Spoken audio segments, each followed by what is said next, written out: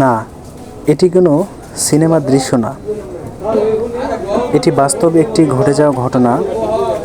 আসলে airport union Ghoshbag এলাকায় নেটওয়ার্কের লাইনকে কেন্দ্র করে ঘটে যাওয়া একটি বাস্তব চিত্র আপনাদের সামনে তুলে ধরলাম।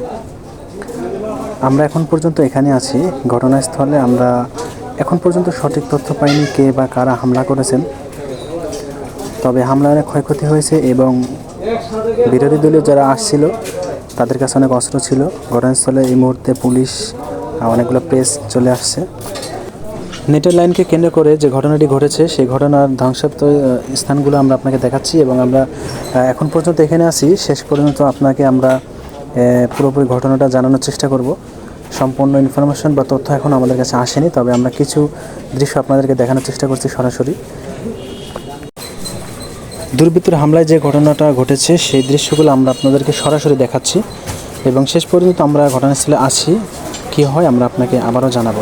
ধন্যবাদ আমাদের রিপোর্টারকে ঘটনাস্থল থেকে সরাসরি দৃশ্যগুলো আমাদেরকে দেখানোর জন্য। এখন পর্যন্ত আমরা যুক্ত আছি, শেষ পর্যন্ত আমরা থাকবো এবং কী হয় পরবর্তীতে আমরা আপনাদেরকে আবারও জানানোর চেষ্টা করব। সবাই ভিডিওটা লাইক করবেন, কমেন্টস করবেন এবং শেয়ার করবেন।